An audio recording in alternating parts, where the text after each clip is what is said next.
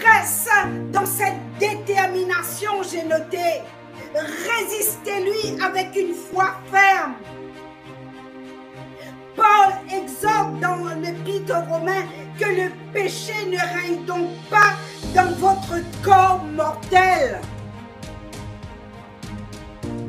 Que le péché ne règne pas donc dans votre corps mortel. N'obéissez pas à sa convoitise. Ne livrez pas votre membre au péché.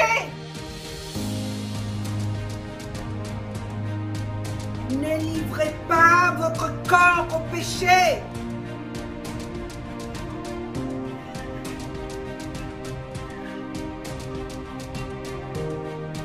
Offrez à Dieu vos membres comme des armes pour la justice.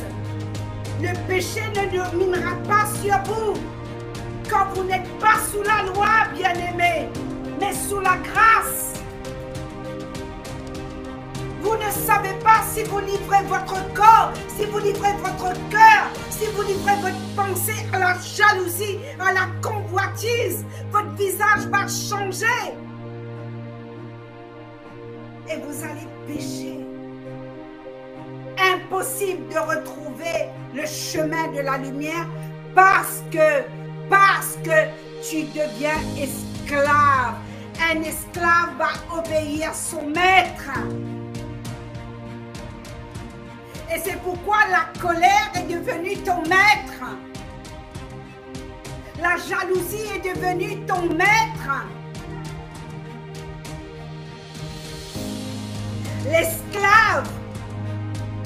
Alors le péché qui conduit à la mort. Le péché qui conduit à la désobéissance.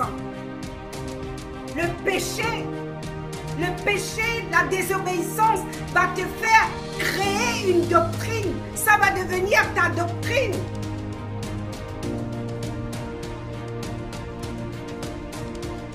Romains 6, vous notez, chapitre 2, verset 12.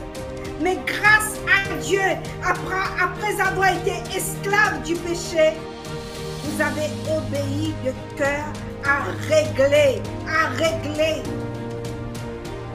Et pour régler votre vie, pour être libéré du péché. Et Paul dit, vous êtes devenus esclaves de la justice.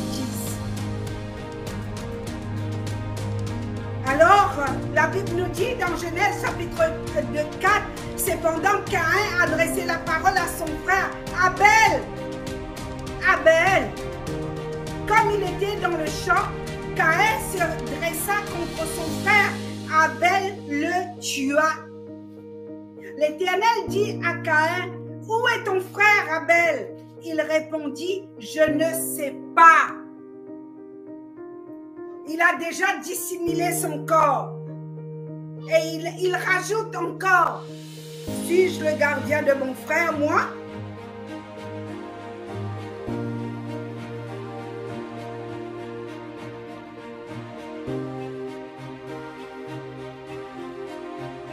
Suis-je le gardien de mon frère? Si tu es le gardien de ton frère.